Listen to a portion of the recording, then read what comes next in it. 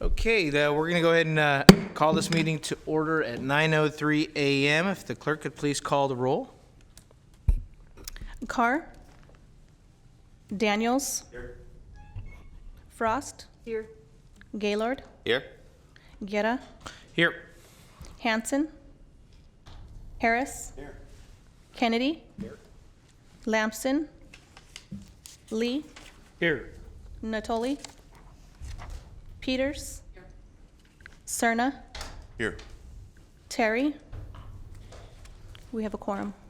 Thank you very much. If everybody could please rise and join me in the Pledge of Allegiance.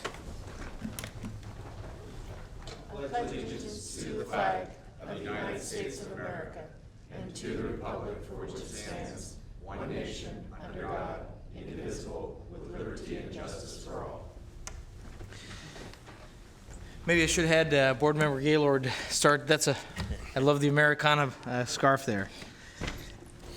All right. If the board clerk could please read the announcement. This meeting of the Sacramento Metropolitan Air Quality Management District is cablecast live without interruption on Metro Cable 14, the local government affairs channel on Comcast's Consolidated Communications and AT&T UVerse cable systems. This meeting is being closed captioned and will be webcast at www.sacmetrocable.tv. Today's meeting will be repeated on Sunday, October 27th at 2 p.m. and Thursday, October 31st at 9 a.m. on Channel 14. Members of the audience wishing to address the board should fill out a speaker form located on the table at the back of the chambers and give it to the clerk. Please speak into the microphone when addressing the board and state your name for the record. Also, at this time, please silence your cell phones until the conclusion of today's meeting. Great, thank you very much. All right, good morning, board members. We've got a few quick items, and then I'd like to make sure we reserve the balance of the time for a couple of the discussion items here. So we'll go ahead and start with the consent calendar. Is there a motion on the consent calendar? I'll move consent. It's been moved. Is there a second? It's been seconded. Moved by Board Member Harris, seconded by Board Member Gaylor. Is there any discussion? If not, all those in favor, please signify by saying aye. Aye. All those opposed? Measure passes. Okay. We will move on to the discussion calendar. And I think we have a brief one here on item 8. Yes, item number 8 on the discussion calendar is the Board of Directors Composition Amendment Process by Kathy Pittard. Is my mic on? Yeah. The board had asked for a report back on the process for changing the composition of the board, if you wanted to do that. The process is that you would appoint a city-county selection committee to select the actual members and to determine what the membership is. We did a look back on what the current distribution is in terms of population to the membership, and right now there's a slight disadvantage to the city of Sacramento. They represent about a little over 500,000 of the citizens of the county, and they have 4 members versus the other cities in the area represent about a little under 450,000. They have 5 members representing on the board. The discrepancy is a little bit more significant for the County Board of Supervisors. There's a provision in the statute that says that if the steering committee cannot agree on the composition of the board, then you default to the county gets 2/3 of the seats and the cities get 1/3 of the seats. So if you assume that that's sort of a representation of what the composition should be of the board, then the county's underrepresented fairly significantly. They have 5 seats out of the 14, which is far less than the 2/3 that they would be entitled to. But at the time we did the steering committee selection back in, I think, 94, that was the agreement that was made, and it was the only way to veer away from that would have been to limit the city membership on the board, bring the city members down so that the county represented more of a pro rata share. And the decision at that time was to do the distribution as we see it now. So from the staff's perspective, we don't recommend undergoing a new analysis, doing a new steering committee selection, unless the board wants to correct either of those two, perceived at least, imbalances. Very good. All right, moving on to, there are no other questions from the board. We'll move on to the next item on the agenda. The next item, item number 9 on the discussion. It's a receive and file. Yep. Yeah. Unless any, since the city of Sacramento is underrepresented, Board Member Harris, unless you're asking that the city of Sacramento get one more vote? I'm happy to maintain the status. Oh, good. Okay, thank you very much. We'll continue on to the next item. That was a receive and file. Madam Board Clerk. Okay. Item number 9, 8-hour ozone national ambient air quality standards update. And I have David Yang here to give a presentation.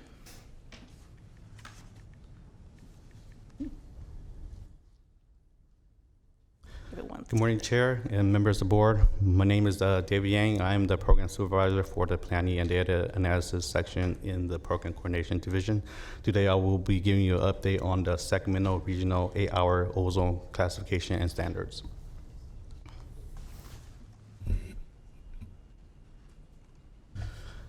As you know, ozone is formed by a chemical reaction between nitrogen oxides and a volatile organic compound in the presence of sunlight.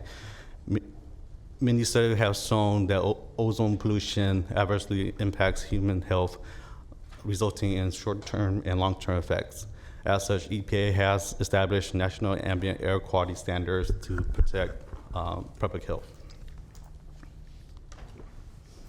For Sacramento County, we are part of the Sacramento Federal Non-Attainment Area. This also includes areas in Yolo County, Placer, El Dorado, Solano, and Sutter counties. These images shows where the NOx and VOC emission comes from, being that these two are the main components needed to form ozone. For the Sacramento region, the main sources that contribute to our ozone problem are from mobile sources. This chart shows the progress that we have seen throughout the years in reducing ozone in the region. The orange line is what the reduction that we've seen since 1990. The green, yellow, and blue line are the 3 federal standards set by EPA. This graph does not include the days that were impacted by wildfires in 2008. We are currently working with EPA to see if we could exclude those days, being that to see if we could exclude it from regulatory decision, because it is important that those days be excluded to meet the 1997 ozone standard. This table shows the attainment date for the three standards. For the 1997 standard, the 2008 standard, we are designated as severe non-attainment. For the 2015 ozone standard, we had an option of being designated either moderate or severe. Moderate was based on the modeling that was done at the time of the designation request, or severe, which was to be consistent with the 2008 standard.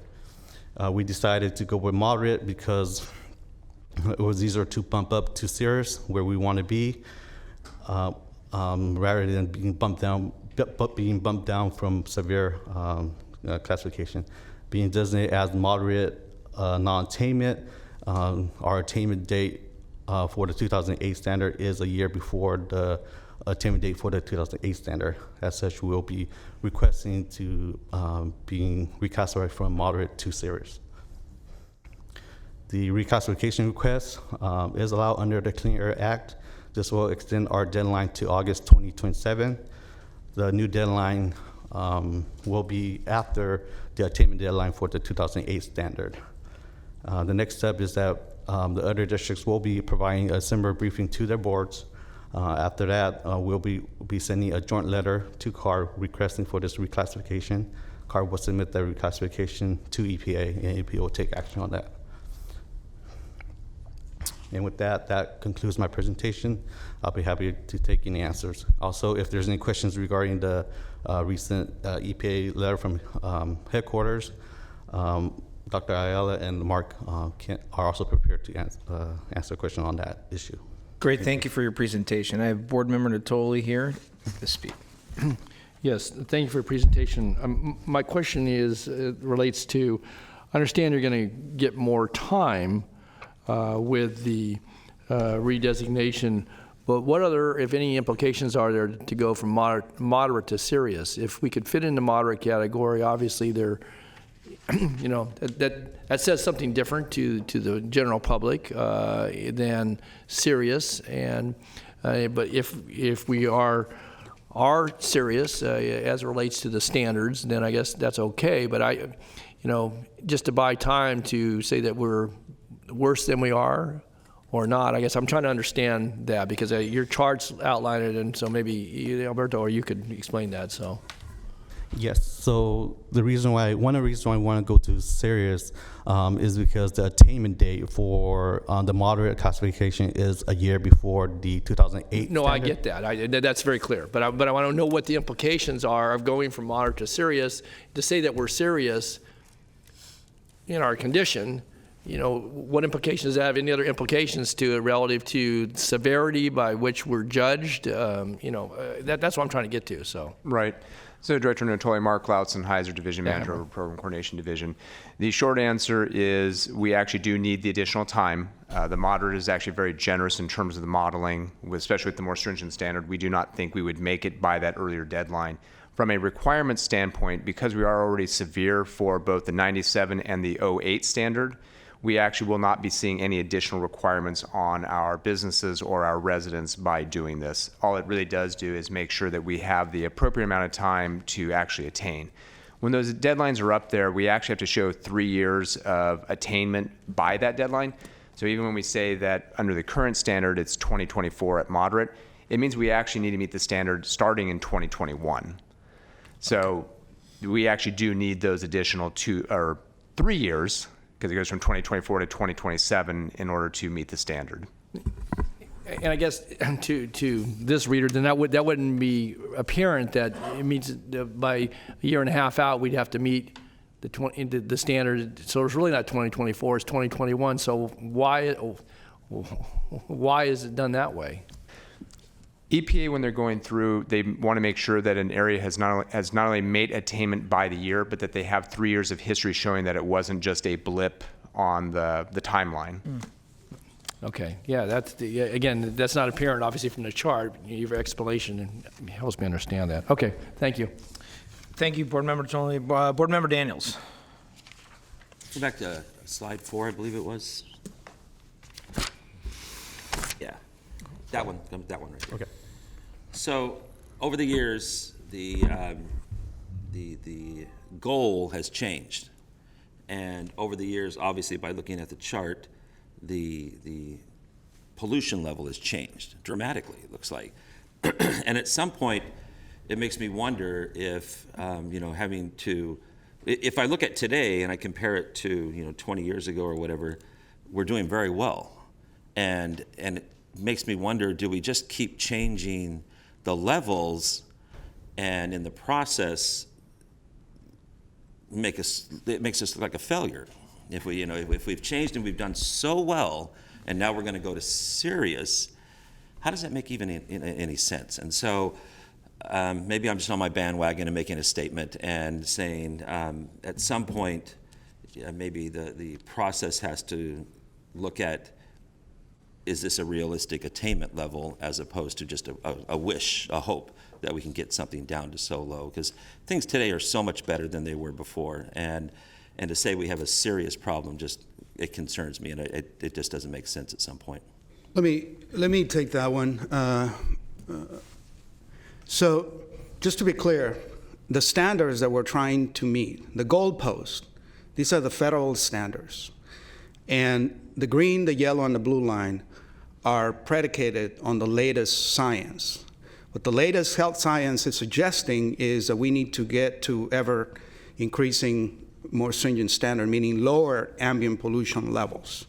So it's a race against time. You're right, we've made a lot of progress, but the latest standard that we are presenting to you today, the 2015 National Ambient Air Quality Standard for ozone, is the blue line. So that's the latest and greatest goalpost.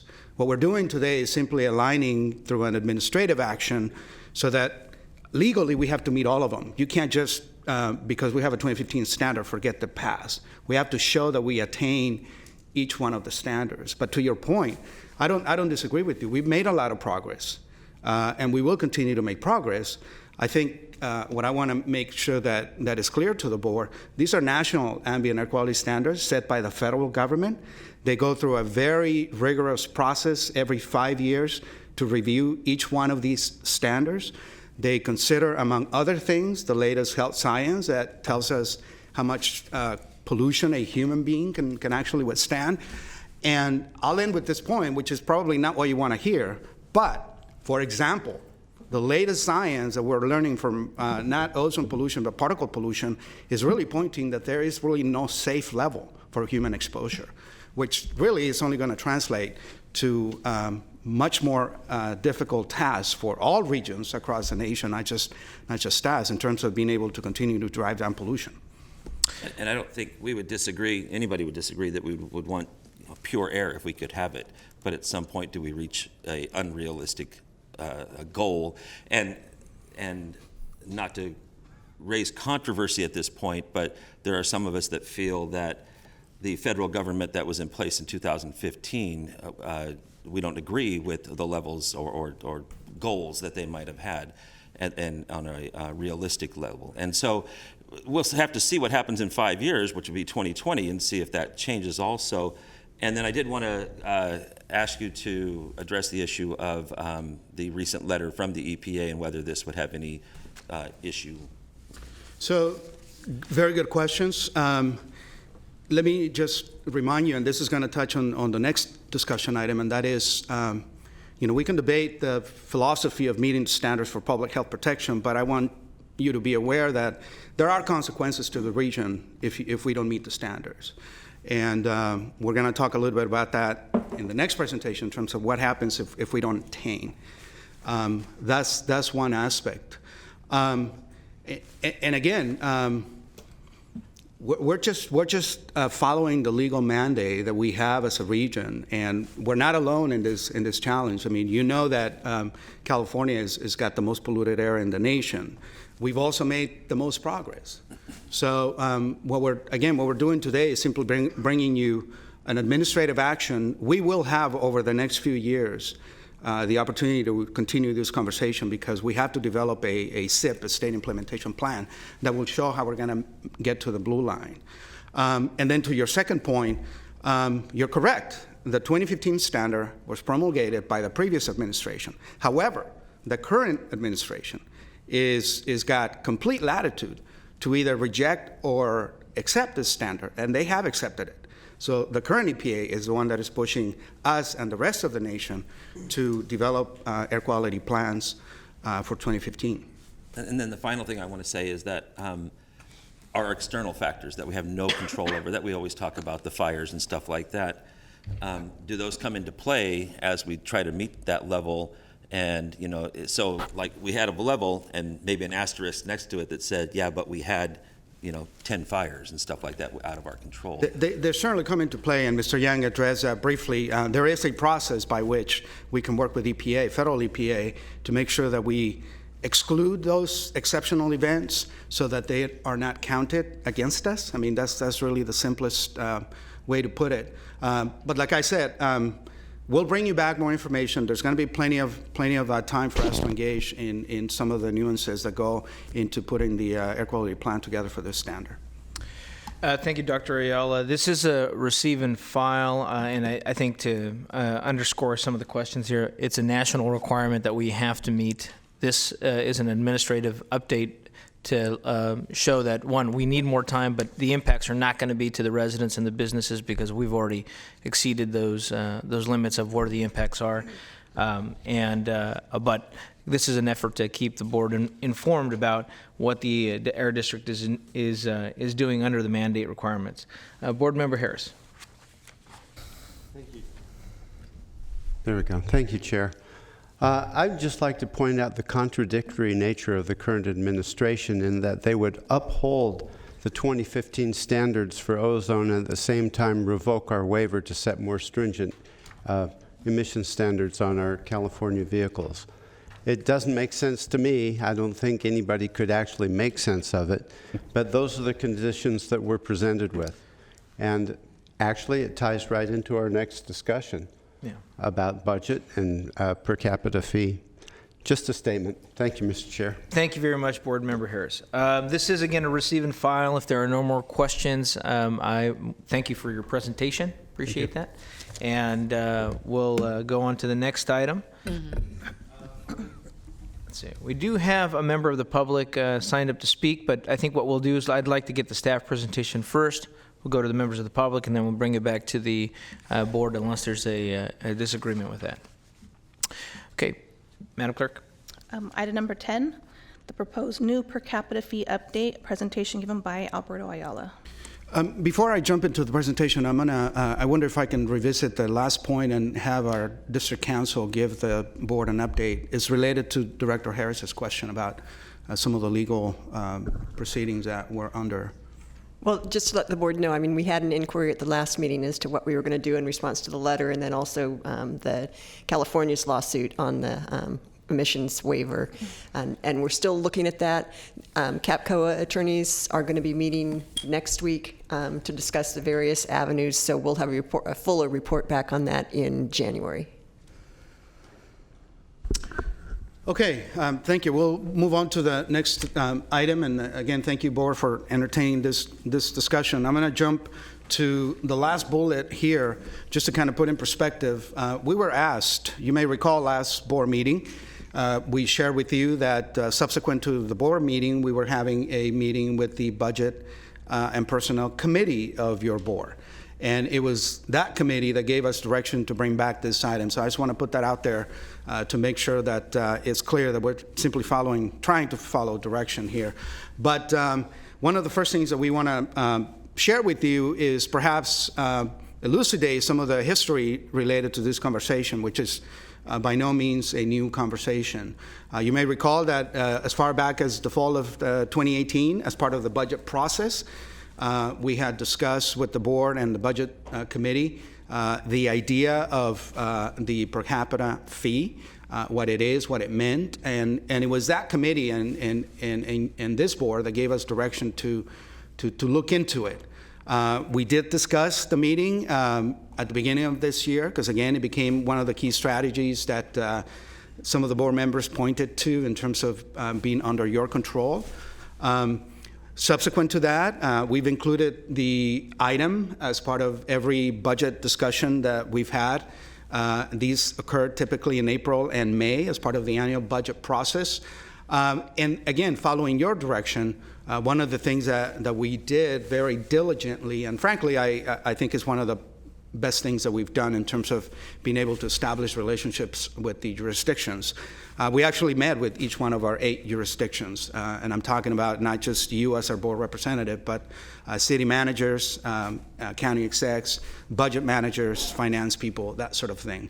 The last update at the last meeting was simply that. We were asked by the board to bring back the latest in terms of where we were on the per capita fee. And like I said, it was the budget subcommittee that asked us to bring back. Really what it was is essentially some answers, some perspectives. There was a number of comments that you made in September, and we did not respond to those comments, so we want to bring back to you some perspective on that. The first of the comments was in reference to cutting our budget, and what I want to make sure that you understand is that we have tightened our belt quite a bit, to the tune of almost $4 million in the fiscal year that you see on the slide.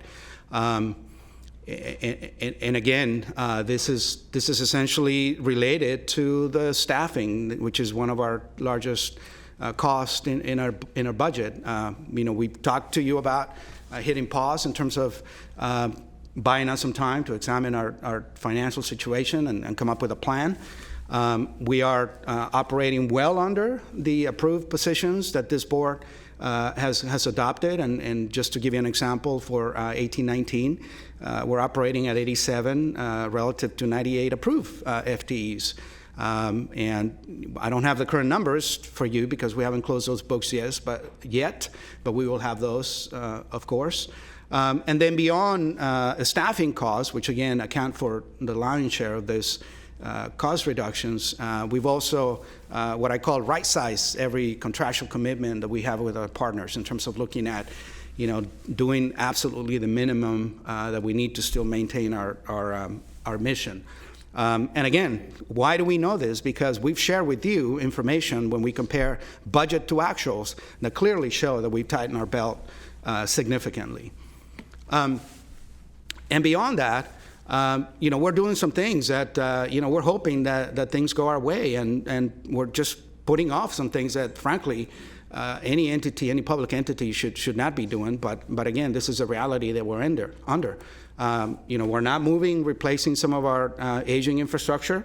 Again, if, an ozone analyzer goes down, and we stop collecting data, that's on us, and there's going to be implications, not only for us, but for others that depend on that data.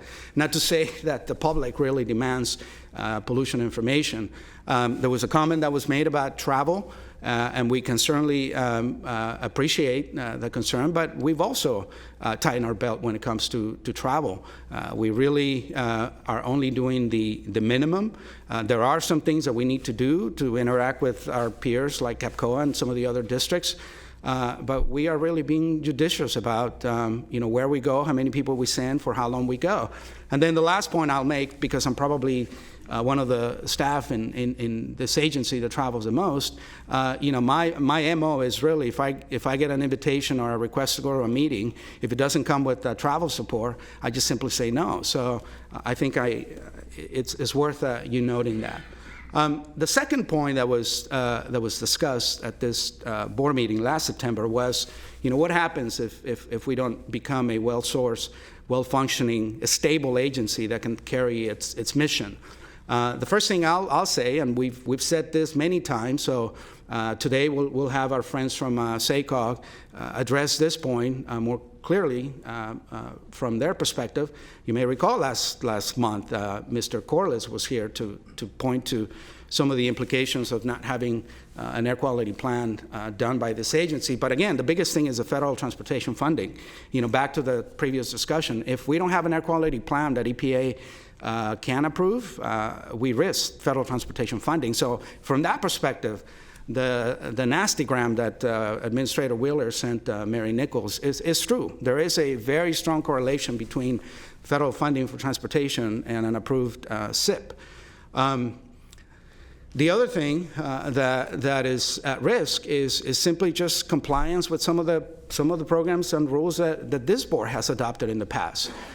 Many of those rules have been adopted, and frankly, they haven't been identified in terms of the revenue streams that are supposed to fund them. And probably the best known is check before you burn.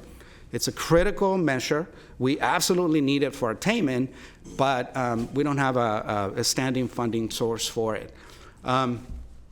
We will not be able to respond to public complaints and calls that we get for a number of issues. So our delivery of services to the public is certainly at risk.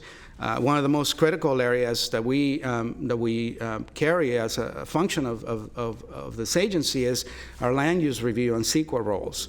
And again, there is no identified state or other source of funding for those responsibility, which I know that you appreciate because you're all involved in general plans and climate action plans and that sort of thing. And then the last point is the thing that we keep talking to you about, which is really one of the best opportunities that the region has, not only to advance in terms of air quality, but also, some of the funding from the state level that we can attract to the region, and that is AB 617, the community air protection.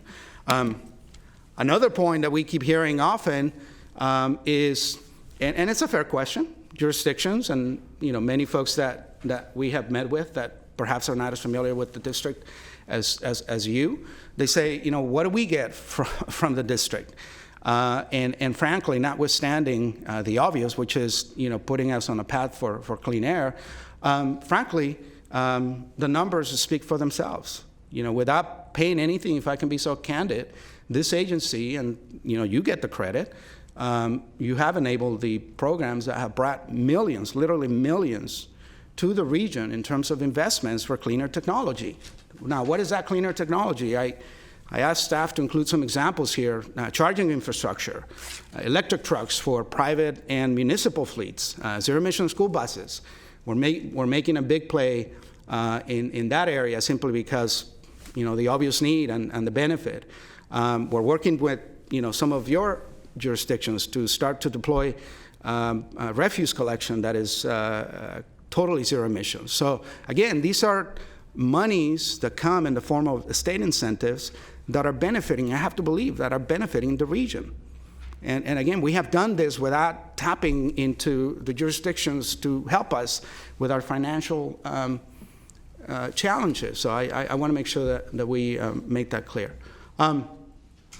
Why do we have a budget gap? Again, this is nothing new. We've known that this is an issue. We simply have chosen to actually do something about it and not kick the can down the road anymore. We just have too many programs that don't come with full cost recovery. And many of those programs are great, are the incentive programs that we're tapping into the state cap and trade dollars and some other programs. But by design, the state doesn't give air districts the full administrative recovery ability in terms of covering the administration of those programs. And you know full well, to put money into work, it requires resources. Federal government is the same thing. They impose requirements on us in terms of doing some things in terms of ambient air monitoring and the planning. They do give us some funding, but it's not covering all the costs. And I talked about some of the programs that this board has approved. And one of the things that is really catching up on us is none of the funding sources that we currently have are indexed to inflation. So it's just a ticking bomb. To continue on this argument, we're obviously seeing, as you have seen in your jurisdictions, employee costs. And I'm not talking about, this board hasn't given our employees any new benefits. This is just simply the cost of living increases, pension, health, et cetera. We need to address, we have some safety issues with not only our offices, our building, but I mean, just being out out there monitoring for air quality and other things. There are some things that we need to do to make sure that our employees are safe performing their functions, and that requires funding. We need to upgrade technology, just to come up to the 21st century. And again, we're doing as much as we can, meeting the rising demands with fewer resources. And here's just one example of how you can see the trend in terms of increasing the public reaching out to us, saying, we need you out here watching out for air pollution. And you can see the complaints, the trend chart that we included there. I'll take the credit or the blame for this poor graphic, but I'm trying to illustrate for you that to close this gap between revenues and expenditures, we're not relying on any single measure. I know that the focus has been per capita, but again, that's just one of the 6 different things that we identified for this board that we needed to work on. The reality is the other 5 things, there are many factors outside of our control that will determine our future. Per capita is under your control, and that's simply the reason we decided to proceed with this item, again, because you gave us direction. You told us to look at per capita initially. And another question we got is, what is the gap? Well, it's about a 6 million gap. Where does the number come from? This table is something that you've seen in the budget process. And we presented for you the funding plan, which includes these 6 strategies. We gave you a low and a high scenario. And the $6 million is simply the middle scenario for sake of simplicity in the discussion. So getting to the end, so what we are presenting for you is not, we're not setting a precedent. We're not doing anything out of the ordinary. You can see here that many air districts have a per capita fee in place. It's a principal mechanism for funding the programs with local dollars that other sources don't provide. And you can see here the level of funding in terms of the per capita that is generated in various districts. Beyond per capita, some districts, probably the most notable is the Bay Area, they have relied on a property tax to fund some of their functions. And even though we don't show here, those of you that serve on SACOG board, you know that SACOG, for example, the MPOs, they do have a per capita or what we call a membership fee for them to be able to operate. So again, I don't think what we're bringing you is anything out of the norm. So now let me wrap it up, because this is really getting to the end. One of the things that you wanted us is to bring you alternatives. What are the options? Well, you can take no action. You can just simply postpone the action. You can abandon it. Again, if I can be very candid, kicking the can down the road is an alternative. Another thing that I heard from many jurisdictions is the fact that $1.50 was too steep, and we justified the number, but it's under your complete control and latitude to adopt a different fee. So, some of the other districts have gone with 50 cents. So if that is something you want to do, you have the authority and control to do that. If you want to do it over a time period, again, you can tell us that as well. It can be over 2 or 3 years. One of the other options that we heard from the board was to simply wait for other things, like Measure A.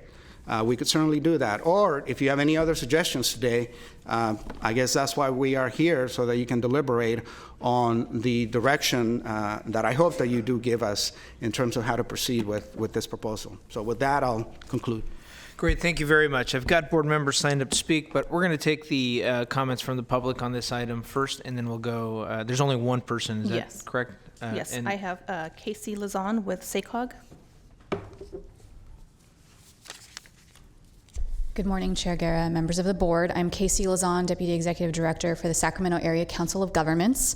We are the metropolitan planning organization designated under federal law to do transportation planning and programming for the 6-county region. And I'm here to speak of the role that the Air District plays in transportation planning and programming. There are actually themes of that role in the intersection of air quality and transportation in this item and the prior item. As the MPO for the region, we plan and we program transportation funds, about $1.5 billion a year. Our ability to do that so that transportation agencies can deliver those projects, both road and transit projects, to plan, construct them, open them to traffic, is dependent on a valid state implementation plan. So we look to the Air District to be able to do timely updates to that state implementation plan, so that through that, we representing the transportation sector, can understand what it is that our transportation projects need to do in total in order to conform to the Clean Air Act. So we rely on that timely update of that state implementation plan, coordinate very closely with them on that. There is, as you know, under the SAFE rule, there will be effects of that new rule coming down the pipe with regard to transportation and the SACOG's role in planning and programming funds. We will see the impact of that potentially on our metropolitan transportation plan, and that's a briefing that you got from my executive director at a prior board meeting. Down the line, there's the potential that the state implementation plan will need to be updated to deal with the SAFE rule, and that is, again, something where we rely on the Air District to be able to timely update that so that we can keep transportation planning, programming, and ultimately opening to construction happening. Thank you. Thank you for your comments. Thank you, board members. This is a item to provide direction to staff. Since we don't have an agendized actual fee or item on the agenda, we're not voting on anything specifically here.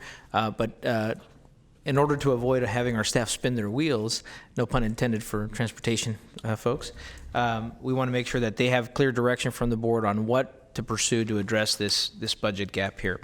And with that, I'll go ahead and start. I have Board Member Harris, Cerna, Terry, and Carr punched up. And before Carr, I have actually Sue Frost, who doesn't. For remembering. Yes.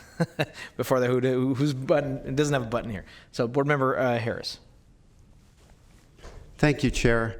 Dr. Al, at the last budget meeting, we discussed this item pretty thoroughly. I recall suggesting to you that you go back to county execs and city managers, and given the discussion that we had at this dais last meeting, in which $1.50 seemed to be out of reach for most jurisdictions, to ask them what could be afforded, in each jurisdiction. I don't really see that feedback in this presentation. You suggest that maybe 50 cents might be palatable for a lot of people. I think it quite probably could be. We talked about a slow implementation of fees, over a period of 2 or 3 years. I think that these are things that we really need to flesh out. My own feeling is that every jurisdiction can provide some funding to AQMD and should. As you said, we're kind of in a contradictory position here because we approve programs, as you've stated, that really have no solid funding source. So we're kind of ahead of our skis in terms of the direction that we give to you, and I think that we need to step up and provide more funding to the district. I guess the feedback or direction I'd like to give you is exactly what I just said. Go back to the execs and managers and say, what could you realistically pull out of your budget? It seems to me that 50 cents is certainly attainable for most, and the fact of the matter is, we all pollute the air and we all breathe the air, and we got to share the burden. So I would give that direction. Figure out where we can get. It might be 50 cents, it might be 75 cents. But when you come back to this board, have some solid suggestions from the administrations of the jurisdictions, just feedback on, what possibly could be contributed. Thank you. Thank you, Board Member Harris. Board Member Cerna. Thank you. So first of all, let me say that I appreciate your presentation. I think as our local air pollution control officer and the head of this organization, you're obligated to give the presentation that you did and give this board full information before giving you direction in this case. That combined with, I think, the very, very clear message that you and your staff and the public heard from board members last time about not disagreeing with the legislative intent, not disagreeing with the mission of the district, in fact, agreeing wholeheartedly with what you're trying to do. What the issue here is where we are expected to find the funding, right? And just like you're obligated and expected to kind of give the presentation that you just gave, I think, speaking for the Board of Supervisors members up here, all 5 of us could probably give you a day-long presentation about cuts and the trials and tribulations of balancing our budget and having to make some very difficult decisions and set priorities when it comes to funding extremely important programs. Not to say our programs are more important than others, but we're charged with things like public health, child welfare, things that are probably arguably the most intimate aspects of local governance and service delivery. And so for me, the issue remains not being opposed, but in fact being very supportive of what you're trying to do. I just don't know, and to Board Member Harris's direction, have at it. Go back to CEOs or the county CEO and city managers. I can probably give you a preview of coming attractions for that conversation when it comes to the county. It's going to be a big goose egg. And I'm just being very honest here. We spent 5.5 hours on Tuesday on one issue in these chambers at our board hearing on whether or not to accept a sizable state grant to make some capital facility improvements at a county facility. We had a robust discussion about the operational costs involved with that, the fact that there's some need there because it's an antiquated capital facility that needs attention. But almost everything that we're doing, and I cite that, we're having to look through the lens of our own fiscal condition at the county. And without belaboring why we are in the condition we are, we're already looking at ourselves staring down the fact that the next 5 or 6 years are going to be extraordinarily tough, to the point where I would expect the CEO is probably going to come with his recommended budget to us each May, with prospective cuts possibly to balance our own budget. So to come, especially at the County of Sacramento, and say we need close to $1 million for this, it's not the pushback you're hearing from me, perhaps others that are members of the Board of Supervisors up here. It's not that we disagree with what you'd put the funds towards. It's the fact we just don't have it. So I don't know how you're going to get blood out of that stone. And I don't want to be defeatist here and leave you with a sense that we can't do this. You just have to understand that I don't know what you would ask us to cut in order to fund this. I don't know where I would go to do that. And I think other board members might have a similar sentiment. So thank you. Thank you, Board Member Stern. Board Member Terry. So, as I think the youngest city up here, I do understand, and I don't question anybody from any other jurisdiction, what your budget scenarios are. I get that we don't have a lot of the overhangs that a lot of the older governments do in this region. But what I would suggest to you, aside from going and talking to your county administrator or your city manager or your CFO or your finance director, go talk to your public works director. Can you pull up slide 6, the one with the map?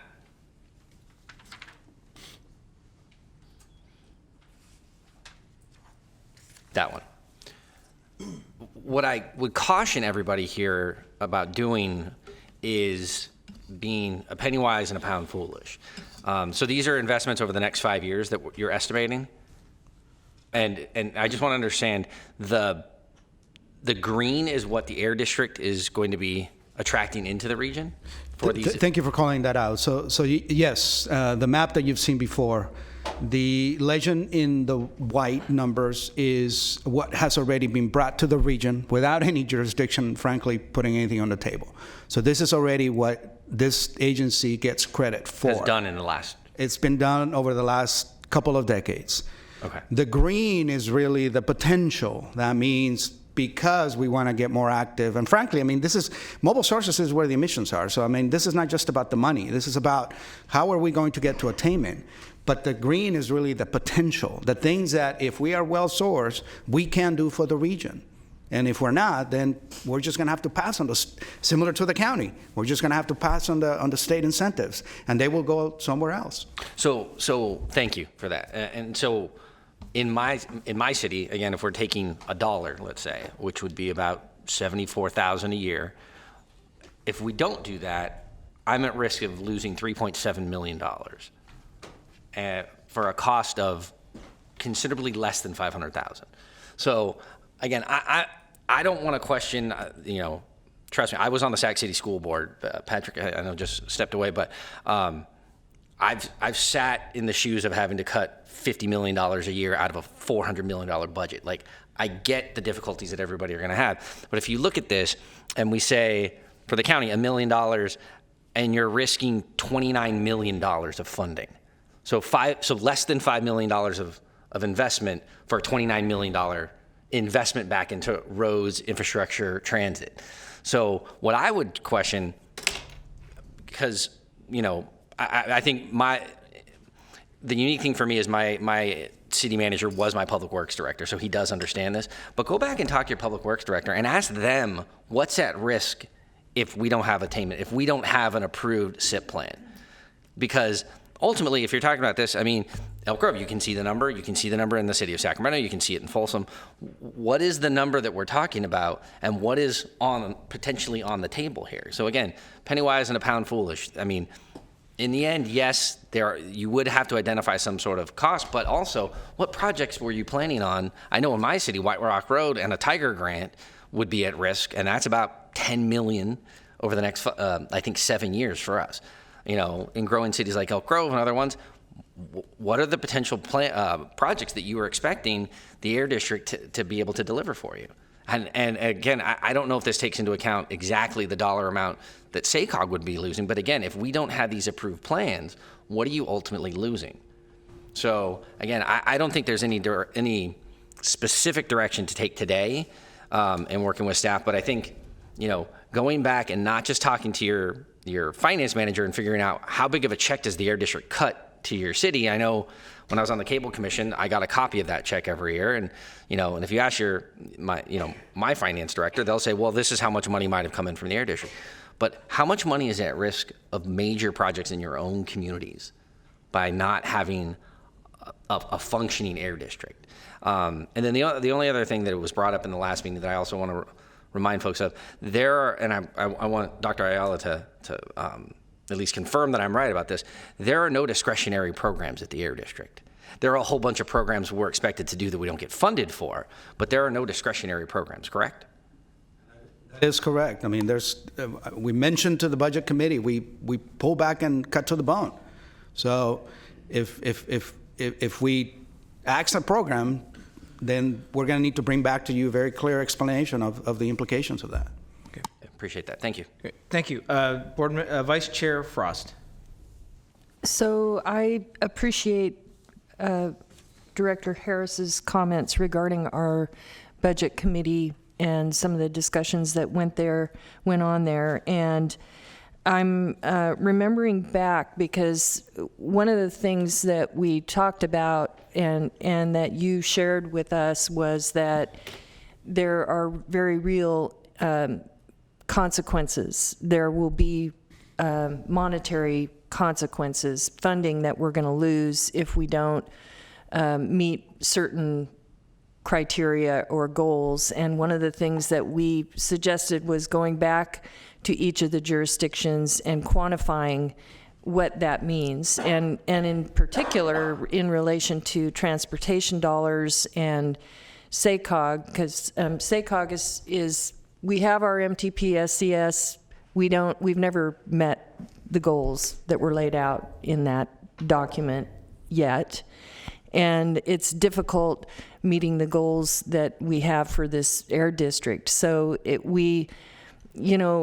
you were to find a way to quantify what actual dollars can be at risk for our jurisdiction at the county, then you can give us some actual numbers that we can then rationalize in our decision making. But right now, to me, everything is up in the air. It's like if we don't do this, we are at risk for losing that. That doesn't really tell me anything. What that tells me is something might happen if we don't do this. And I think to Supervisor Cerna's point, we have very real consequences right now and decisions that are quantifiable. I mean, actual dollars that it's down to. We are having hard decisions about not being able to receive money because we can't afford to receive it. That's pretty bad. That's pretty hard. And so it's not just what can the jurisdictions do. We need to be able to clearly see what is at risk in our transportation dollars and in other dollars that come to the Air District. If we don't meet our Air District goals, is funding at risk? Is the state just going to give us this unfunded mandate and then let us flounder and die? I mean, at what point does the state then begin to say, okay, they need help. They're a branch of us. They're working under our policy, but they're not able to meet our goals based on the funding that we're providing. And maybe there's something that can give at that level, because we're getting to the point where there's no give at the local level. So, thank you, Vice. I think what I'm trying to say is you were going to go back to the jurisdictions and meet again, but in the next meeting you were going to tell them what the actual numbers are. What funding is at risk? Someone mentioned $100 million, hundreds of millions of dollars could be at risk. We need to know what is at risk so that we can then rationalize from there. Vice Chair Frost, we'd be happy to go back and work with our friends at SACOG to bring you that number. But just initial perspective, just for clarity, back to Director Terry's point, the numbers, the dollars in green are the programs that we as an air district have direct access to, that if we can, we will bring to the region. I think that's great. Ms. Lasan already talked about that the federal funding dollars that SACOG has access to for the region is on the order of $1.5 billion. So, and as an initial reaction, you more or less add a zero to the green numbers, and that is the money that you're talking about is at risk from the SACOG perspective. So we're talking, you know, if you think this is a lot of money, SACOG is really where, and you see this, right? I mean, this is how we build bridges and expand roads and what have you. But we'd be happy to come back and give you more specifically as a region. And I just want to say, I appreciate that money is coming to the region, but a lot of the funding that we get at the county is competitive. So we're out there trying to get our share of what's coming to the region, and we have real live issues like, you know, more linear roads and challenges in the suburbs where we don't quite have that really exciting program that might be just perfect for what the money wants to do in a more dense population. And so while we're trying to compete for funds, you know, what we need to know is what that does for the unincorporated county, really. I mean, that's what we need to know. That's what we're after. We want to know how that's going to impact. We like the region, we're happy about the region, but we have real live problems that we can't walk away from. We have lawsuits that we have to fulfill, you know, years of goals, and we can't, we don't have choices, and we will be cutting because of those. So it's nice, this is great, but something can give here. There's other areas in the county where nothing can get, where there is no give. I think Supervisor Cernas said it really well. Okay. And maybe just one last point to clarify, to your very specific example of competing. For you to have the funding to be able to compete for these projects, there is a clause that calls for an air quality plan to be approved by the EPA, the federal government, for SACOG to be able to access those funds. So, I mean, this is really even prior to the entry point where you can actually have a competition. So, again, I just wanted to make that clear. Yeah. Thank you. I have Board Member Carr, Natoli, Peters, and Gaylord. Board Member Carr.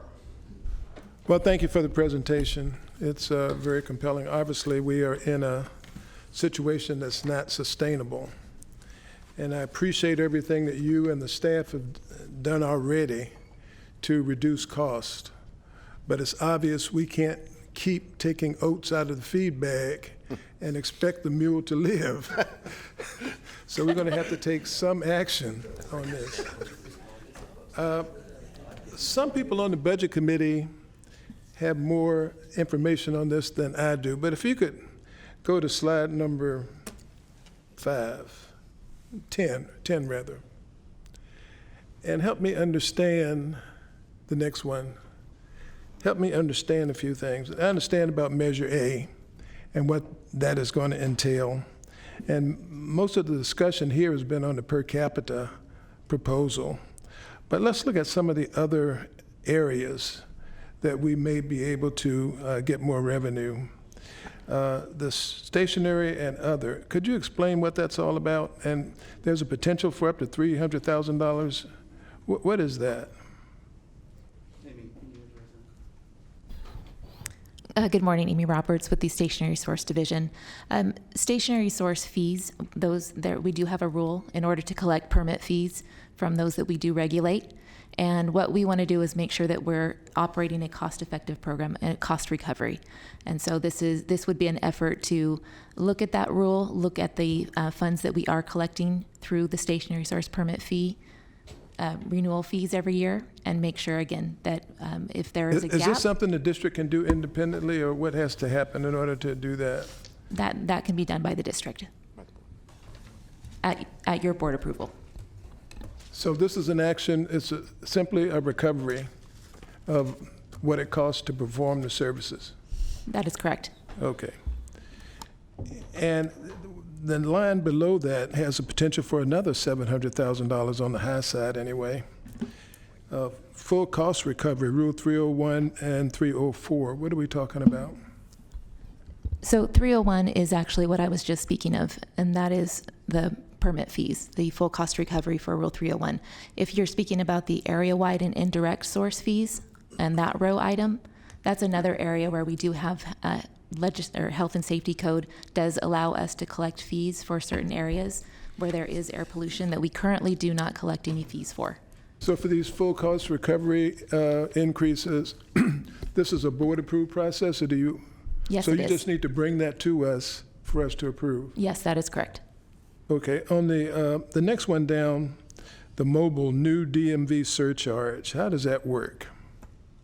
This is one of the major categories of funding for the air district, and again, many air districts rely on this. And basically, this is a surcharge on vehicle registrations. And one of the things that we want to do as part of our funding plan, again, is work with the other air districts, because obviously this is not going to be a unique measure by us. This is a state measure.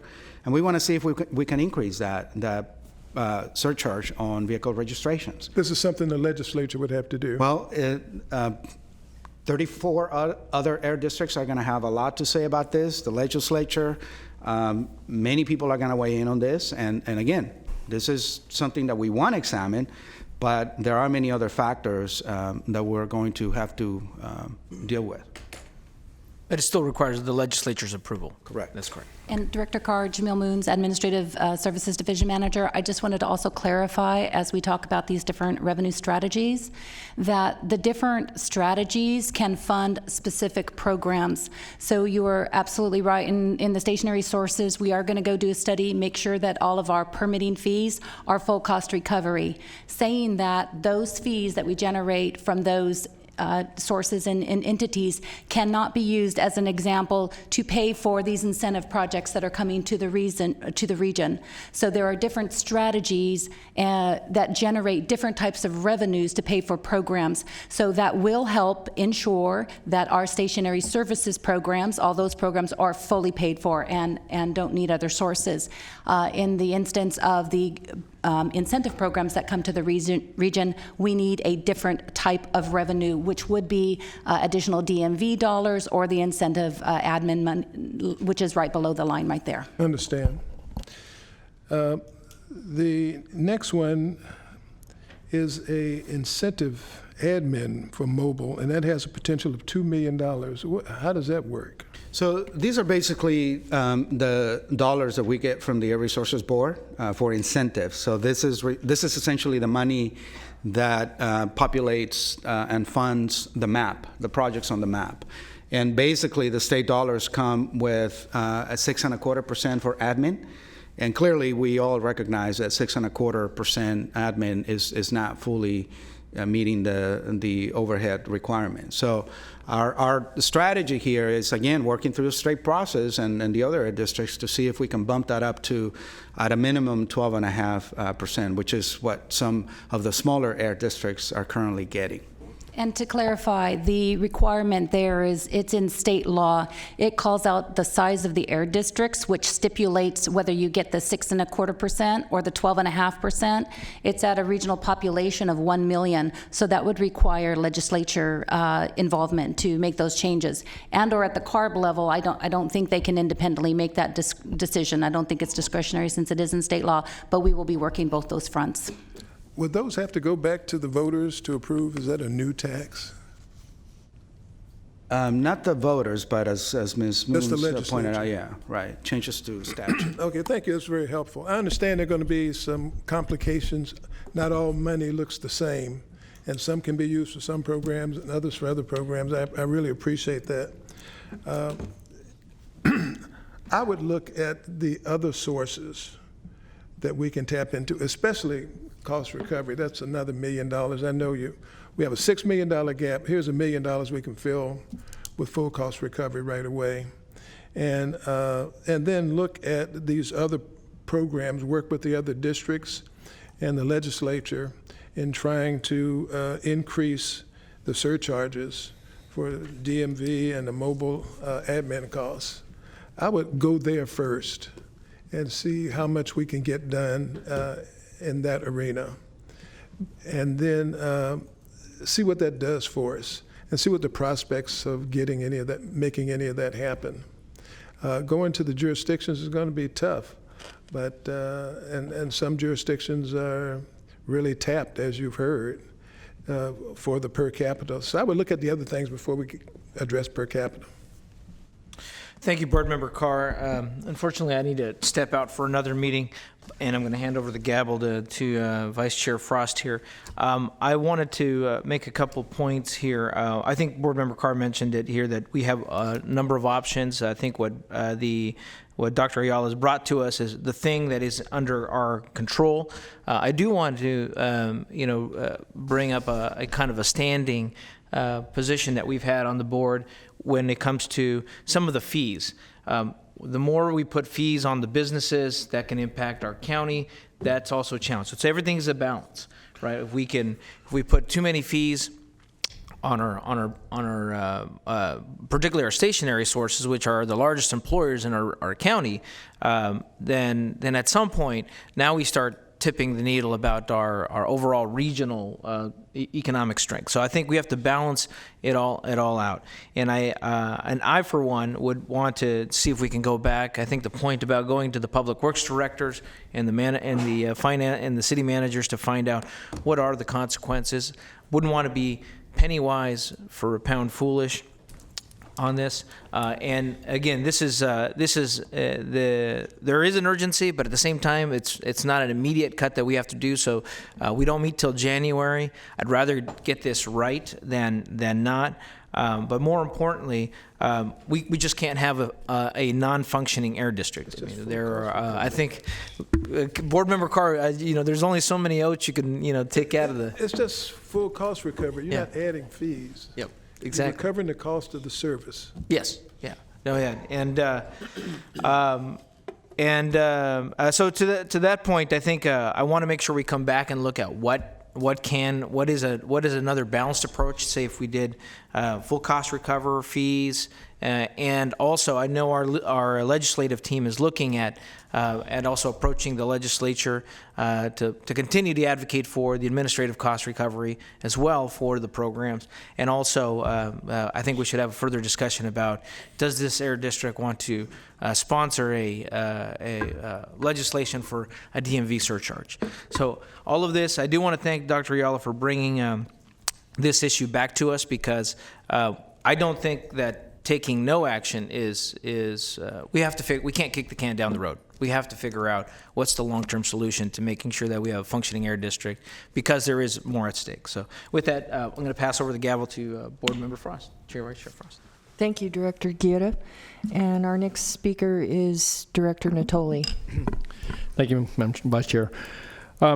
We've talked a lot about this at the last meeting, and certainly, again, a number of the comments that were made by colleagues here I would echo. But I want to, again, thank certainly Alberto and the staff for, I think, continuing to keep this in front of us as it relates to some of the budget challenges. But I don't think there's any dispute about the value that not only this district and its work in all the respective areas, both in the regulatory oversight, but certainly in helping to find compliance for a very important aspect of daily life, obviously our air quality. And I don't think there's any question that this relates directly to public health and the quality of life.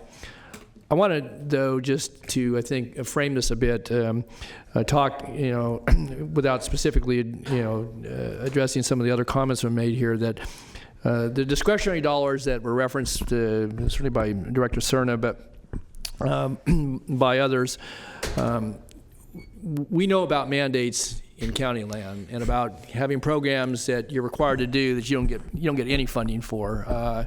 We were told to do them, and we do them to the best of our ability. And certainly having the experience of gone through a number of budget cycles, certainly at the county level, but obviously with the various boards that I'm given the privilege of serving on, we take that responsibility seriously, and again, it's serious here, this shortfall. But what we're looking at, I believe, and I think it's becoming ever clearer, and Director Cerna referenced it in these chambers the other day.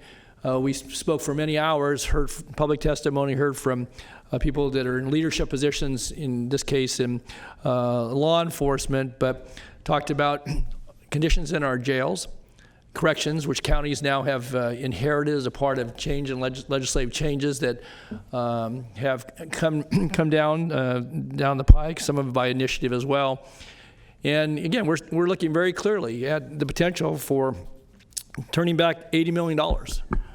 Because the ongoing costs that go with that, the responsibility we would bear for a period of 30 years, in somewhere close to $6 million in additional staffing responsibilities. And that, again, those dollars come out of discretionary dollars, the same funds we're talking about with per capita. And yeah, that may pale in comparison to what was being charted here this morning, but there's quality of life issues. Again, we have zero capital dollars in our parks budget. We struggle to find money for libraries. We struggle to cover public health responsibilities in other realms for children, for families, for seniors. And it's not to sound like we're poor, because we're not. Again, we're very blessed in this region to have resources by which to have these discussions. And I guess the point I want to make about that is that this isn't, another point was made, this isn't any less important than things I mentioned and many others we could talk about. But I think it reflects the pressures that certainly members of the Board of Supervisors, but our respective council members as well, maybe with a little more focus to it. And I appreciate comments by, Council Member Terry. Again, I represent the city of Rancho Cordova, those struggles to provide for that infrastructure, to meet the obligations that we have to state and federal regulators, so that we can draw those dollars down. But I think that when we look at the per capita, and I guess the concern I would express here is that I think the revised proposal obviously looks at a different starting point. But my experience has been, too, is that there's some creep that occurs over time, either intentionally or unintentionally, because if that becomes a source to go to, and you go to a county that has a several $7 billion budget, a lot of that is siloed, but nonetheless, and you say, well, it's only $1 million, or it's only $500,000, it'll only be $1 million next year, and it may ramp up to $3 million. You ought to be able to afford that because you get X amount of benefit. I think those are certainly legitimate arguments, but I think my concern is that I know that we're coming into a time when we're going to struggle with some of the things I mentioned and others have mentioned as well, and they affect all the folks, whether you live in a city or in a county within the realms of the Air District. And I think that as we're looking at this, that discussions on Measure A right now, and again, there's a lot of scrambling for that, because again, if that goes on the ballot and is ultimately supported by the voters in whatever context it's framed, there's a lot of give and take in that, but that is a spread. It would be an additional source of funding. It is a spread that takes into account everybody in the county, and I would suggest that might be, at least until those discussions are known, which they will be known here obviously in the next few months, as to whether that goes on the ballot, but secondly, what that looks like. And I would say that this shortfall should be framed in that context, and I trust, Alberta, that you and your staff in those discussions and whoever else represents us in that regard is talking about certainly the Air District share. But I think it's important to connect that dot to what we talked about here: transportation infrastructure, mobile sources that contribute to a lot of the air quality challenges that we have, and obviously our compliance, and the fact that those vehicles that travel certainly through, but each day in this community, are contributory sources to some of the things that we need to do, and that transportation infrastructure provides the routes by which they travel. And if we're trying to clean up our fleets, whether they're large heavy-duty fleets or light-duty fleets, there's a lot of benefit that could accrue. So I guess I would just say that I for one, appreciate the challenge that staff has brought into us. I'm not insensitive to the fact that per capita is something that's available to this district, and yes, we can impose that upon ourselves. But I look at it through two lenses. One is a member of this board, but certainly as the responsibility of how I get here anyway, by election to the Board of Supervisors. And I know that some of the trade-offs, because it may not sound like a lot even at the 50-cent level, $300,000 though, I know what that can buy and what we're going to be challenged with, because those nickels and dimes, they do add up. Would we build it into our budget if we did it? Yes, we would. And, you know, and something else gives, though. And so there's a lot at risk. And I guess I would suggest that you could go back to the public works directors. I don't know that, you know, that's going to tell you a whole lot more than we already know at this juncture. And I would suggest for purposes today that we wait for at least the outcome of what the Measure A is going to look like, and if in fact it's going to go on the ballot. And then I think that would give us some sense about where we're at. And that for, at least for the present time, recognizing the criticality of some of this as it relates to the district, that we, you know, look at some of the other options. And I would just say lastly that the DMV surcharge, I know over the years that I've sat on this board that has gone from 2 to 4 to 6, and I guess it's now proposed to go back down to 4 without some legislative adjustment. That's one source that goes to vehicle owners. It doesn't get everybody in the pool, and that's why I think there may be a different spread here that would provide for that. But that should be something we ought to take a look at, because that, again, that gets to a more statewide effort and certainly people in the district. But I'm not interested in necessarily sending back folks to do another round with the public works directors unless that's, you know, will of this board. I just think that at this point in time, I prefer to wait and see what the Measure A looks like. Thanks. Thank you, Director Natoli. Director Peters. Thank you. I think I'm probably going to say pretty much the same thing as the other members of the Board of Supervisors. I think only Don and I were here during the recession, and we... well, Phil got part of it. I was back there. Yeah. and we turned back hundreds of millions of dollars in state program funding because the cost of matching in some amount was too expensive. We laid off 3,000 employees. So that, and you'd think that, you know, times are better now, but so many of the state programs come with mandated matching fund in some amount that we can't afford it. As Don said, we debated for 5 or 6 hours on this week about turning back all or a portion of $80 million because we can't afford the operating costs of staff for those investmts. So I prefer that you, and I want to say also, I don't have enough detail on the potential cuts or, you know, for instance, you say travel has been cut by 80%. Well, you're going to have to remind all of us how much is that 20%. When you talk about programs that have mandated funding, I'd like to know exactly what that is, the ones that you're doing now, and then maybe this board will have to look at those and decide which ones we're not going to do, instead of just generalized comments on, well, we need these things. Well, at the county, we need all of those things too, but we're having to wield a tough penciling of those programs. So also, I haven't heard that much about going back to the CARB board and explaining to them what these mandates are doing, and that it's putting too much pressure on local government budgets. So those are, I'd like to hear about all of those things in addition to the other comments that have been made here. Thank you. Director Gaylord. Thank you. Yeah, I certainly just wanted to echo Supervisor Frost, Natoli, and Peters' comments. I mean, essentially, that's pretty much my take on this as well. The car comment is really important. I think, you know, some of these things come down and we just automatically acclimate to them and adapt to them instead of maybe challenging some of them and going back to understanding, hey, this is too much of an ask for this. We need to do it this way. Supervisor Frost hit it right on the head. I spent the better part, you know, since we discussed this, on how to, you know, maximize that trade-off and that value. And Director Terry explained, you know, going back to your public works director or your city staff, and that's exactly what we did. And, you know, the big need we need is, you know, something small like refuse trucks, and trying to change that from, you know, the standard operating procedure of diesel into new technology, but that's not there yet. What I'm finding is that, you know, folks talk about, hey, we can do this, we're going to do that, but when you actually want to buy it, you can't buy it. It's not there. So I think it's a little premature to say this is the tangible ROI or the trade-off locally for constituents. And then, you know, to Supervisor Natoli's comments on, you know, real-world quality of life issues that we're dealing with, we're already looking at a rate increase in the city of Folsom right now. We're in the Prop 218 process, and that's, you know, the pushback from that is tremendous already.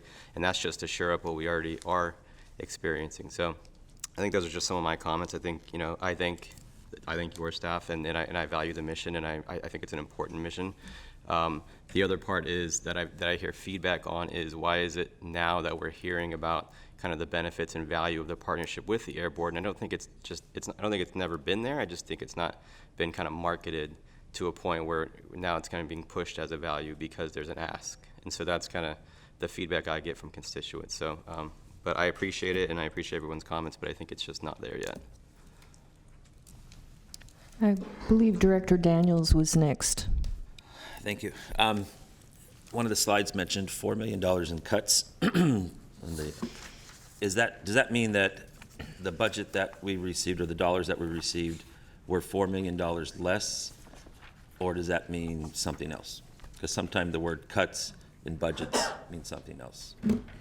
When we compare the budget to actuals, we are almost 4 million, 3.9, 3.8 million under. Yeah, to clarify, Director Daniels, this is on the expenditure side. So it primarily comes from labor, about $1.8 million in labor and benefits on the expenditure side, as well as some of our contracts, and a deferral of about $1 million into this year on capital. So that's what comprises that. So on the revenue side, we were stable of what we projected we received. It wasn't that we reduced services or something that we got less revenue. It was a matter of where we had budgeted expenditures that we realized some savings in this past year. Okay, so the answer I think I heard was that we're still getting the same amount of money, basically, as an air district, but we have increased cost and things like that. Is that what I heard in that answer? So let me see if I can restate that, because I'm not clear, but let me restate that. So we had a budgeted, approved budget this past year. This is what we were talking about. The savings were not in the current year, but in the past year, there was a board-approved budget, both for the revenue that we expected to receive and the expenditures that we had anticipated expending. In that, there was a structural deficit, and it was identified of a use, I'm not sure of the number off the top of my head, but about $2.5 million use of fund balance. So we knew that going into the year, we would be spending more than we would be actually bringing in that particular fiscal year. At the end of the year, we're more like a break-even savings. We did not go into that fund balance. We mitigated, we deferred those expenditures and or just did not incur them, and as a result of holding positions vacant, as an example. So what we did is, from where the approved budget was, what we had planned to spend, we did not spend about $4 million, roughly just under that, in what we had anticipated spending for the year. Okay. I hope that clarifies. I apologize. Thank you very much. So I think our discussion kind of also underscores the frustration with government in general. You know, we were saying that there's 100 million or more over here that we could find our path to, but we have this $4 million problem down here, or $6 million problem down here. And it's almost shameful that the system, the structure of everything is not such that we can't go to who has the money, which is the state really right now. I mean, they're gleefully telling us how much money they have in their surplus, and not say, well, okay, well, that's great, but we're down here trying to do this really important thing that you're mandating us to do most of the time. And so we need a little bit more of those oats. We need some more oats. And so it just really, it's so frustrating to hear all these numbers thrown around and know that the state is sitting, according to them, on a big pot of gold.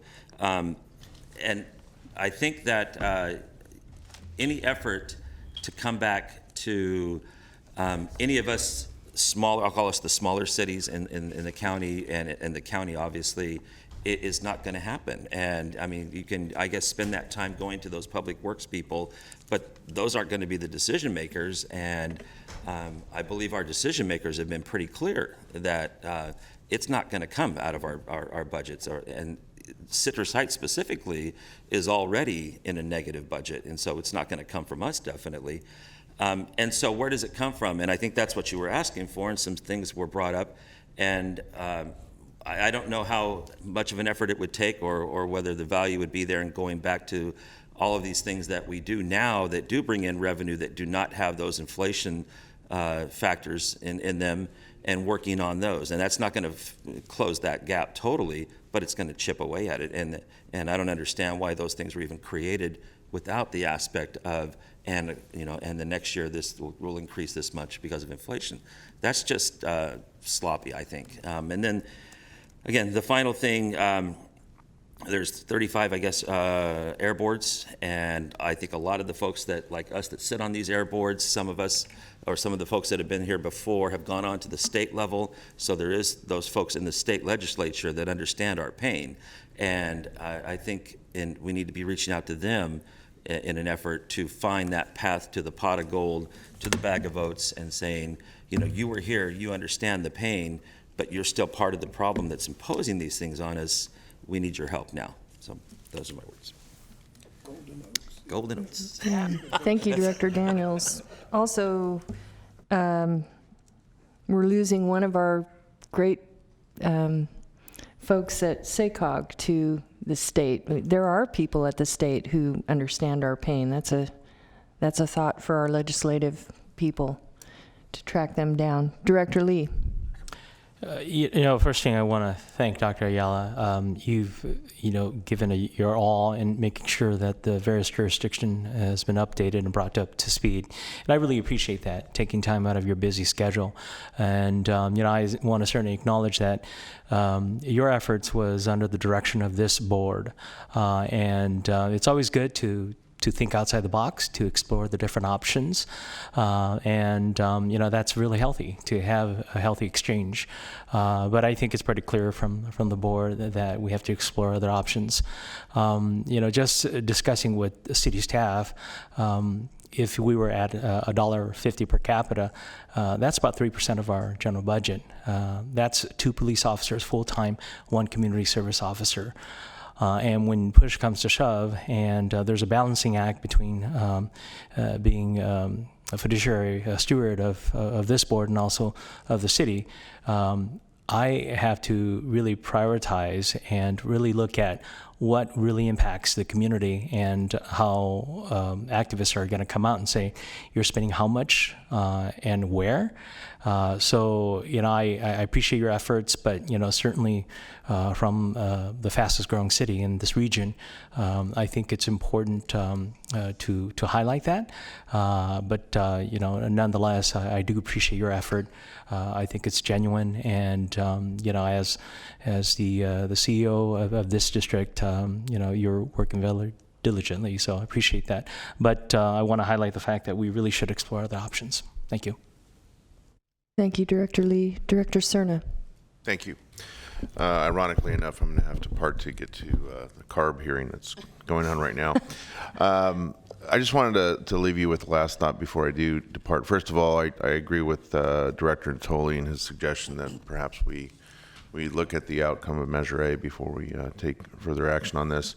But what I wanted to stress was, should you feel compelled to continue your discussions with city managers and the county CEO, public works directors, I guess, for that matter, take, and I would include in that our CFO, take advantage of that opportunity and perhaps change the question a bit.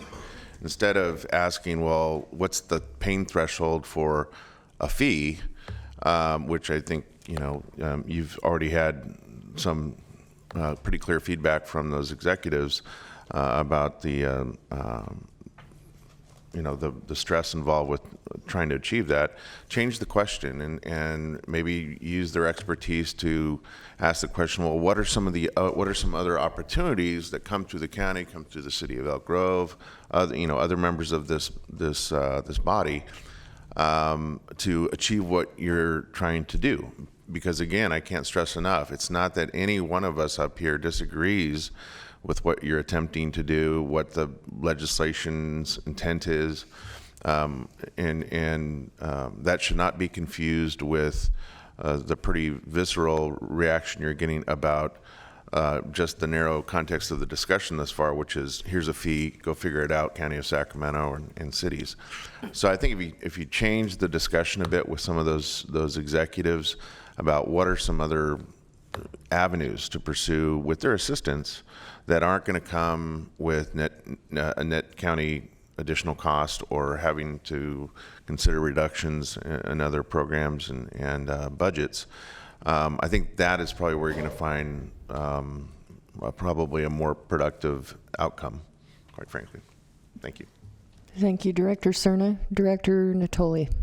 Yeah, just briefly, just as we're making some suggestions here, it seemed to me, and again, it might help bring some focus with your peers in this Measure A discussion, Alberto, that the importance of SIP compliance, of the SACOG conformity, that those items, you know, in a broader measure where we're looking at trying to parse out funding for public transportation, for public infrastructure and so forth, those are key pieces, and that, you know, having sufficient funding going forward over a period of time is a key component of that. Obviously, it comes out of that pot and is part of the, you know, discussion around money and who gets what and apportionments and so forth. But I think it would probably be very difficult to argue that it's not essential, particularly for those areas where, you know, you've got to have those things, those boxes have to be checked, or otherwise you can just figure you're not even in the running. And secondly, one of the things that's occurred to me, and again, you know, certainly we're having this discussion at the STA board and, you know, with our respective jurisdictions, is that the ability to, one, meet that compliance, but secondly, to make sure we have the sufficient match. And you can talk about some of the issues that, you know, relate to general governance, certainly at the county level. And so I guess I certainly would be very open to that, because again, another hat that most of us up here wears is going to be at the STA level. And I think that, you know, how the AQMD is not only its role in our region, but what that means to the ability on the Measure A, but also if there is a Measure A, that what that means then to the ability to long-term to stay in conformity, to, you know, improve our air quality, but also then to fund either some of the improvements to fleets, which are going to travel those roads, to that we look at neighborhoods that may be underserved. I mean, I see some very clear linkage there. Again, it's still kind of a food fight because everybody wants to make sure they get enough, you know, for their jurisdiction. But I do think that this discussion, and to the compliments you received here today, and I would add to that, I think this has brought clear focus to the needs within the Air District, but also the role that, you know, you and your staff play, and what that means to those of us who, you know, have that role as it relates to public infrastructure. That's a, you know, that's a true asset, but this is essential to maintaining that asset, but also being able to improve that asset. So I would hope that maybe some takeaway from this would be, again, to my comments earlier about the the outcome of Measure A, but I think, excuse me, as that's crafted, this could be a very key point. So, and I don't know whether it already has been or not, but when you're sitting with public works directors or finance officials, certainly electeds that are having that discussion at that level, I think that, you know, don't let that point get lost. Not that you would, but I think it needs to be highlighted, because it seems to me that that could be a very key piece of seeing what the AQMD would be apportioned over a multi-year period of time. I think would go in great part to potentially closing some of this gap. Maybe just to react to that specific point, Director Natoli, the point is very well taken, and rest assured, we have been at the table. We're fortunate that we have been invited to the table. We benefit from the fact that one of the principles in Measure A is still air quality. Again, you can rest assured that we have been making the case in terms of what it means to have a well-sourced functioning air district, not only for the goals of Measure A, but as you pointed out, the connections to SACOG and some of the other funding. So we will continue to do that. And like I said, I mean, that was the plan. That's going to be the focus for us next year for obvious reasons. We've already gone before STA and presented, as the other jurisdictions did, our accomplishments with the current measure and the unmet need that we hope the new measure will help us with. You know, one other comment I would just make briefly is that beyond, you know, the air quality piece of it, though, there's this nuts and bolts piece that fits in that, you know, machinery that would then delivers projects. It sees to it that we draw down on those funds, and that AQMD is a key part of that. It's not just about doing, you know, stuff over here that, you know, helps us get cleaner air and may have some connectivity that becomes part of that an essential piece of that. So again, We will definitely do that. And this one is a bit of a back at you because we also want to get your help to make sure that you understand, that you explain that connection to those folks. Because again, we've spent time with you kind of walking through that process and that help us. We will make that point, but we also want you to help us. Thanks.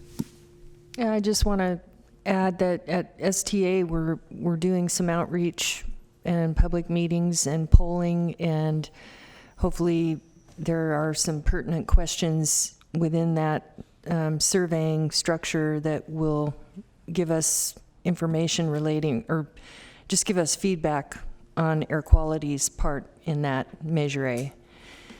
So I don't see anyone else signed up to speak, and most of the board is gone. So, but what I did hear, and I really appreciate that you brought it back. I know the budget committee basically said obviously the conversation needs to continue. We weren't ready to really vote on something, but get some direction. And I heard a lot of direction from a lot of directors today. Director Harris talked about looking to see what the jurisdictions can do. I know there were some directors who felt, let's wait till Measure A. But reaching out to the jurisdictions and to CARB and to the state, to the jurisdictions with more information that it can quantify the cost and the benefits. I think Supervisor Peters was asking for more detail on the funding and the structures there. And also reaching back to CARB to see if there's any way we can get more creative, or if there's any thing they can think of that might help us with this problem. And so, and looking to all the other sources. I know you're already doing that, but I think that kind of gives us our marching orders moving forward, that there's more work to do at all fronts. And I want to thank all of you for all your hard work, and also for your the way you've managed the budget, and the way you've tried so hard to look for efficiencies and protect us so that we can react no matter what happens. So we all appreciate that. I do not have anyone signed up for public comment, and I do not know if any of the board members have any comments or ideas. And do you have any further announcements, Dr. Ayala? Maybe just a clarifying point, and I want to make sure that those of you that are still here are comfortable. I think what I'm hearing is what I would like to propose, given that this is the last meeting of this year. We'll come back next year. I'd like to propose that we fold any and all additional discussions on this to just our budget process. Early next year, you're going to start to hear about the next fiscal year budget. I think it's pertaining and appropriate for us to bring you an update in terms of some of the direction that you gave us today, as opposed to trying to bring back some separate report on we want to continue the interaction with the jurisdictions. We'll go back and put our thinking hats on and see what we make out of this. And next year, if you're okay with that, and that's the reason I'm asking for clarification, is that we just fold the update into our budget process, which is going to be starting early next year. I think that makes sense. Does everyone else? It's perfect. All right. Well, if there are no more comments, then there being no further business, this meeting is adjourned. I know, the whole meeting left.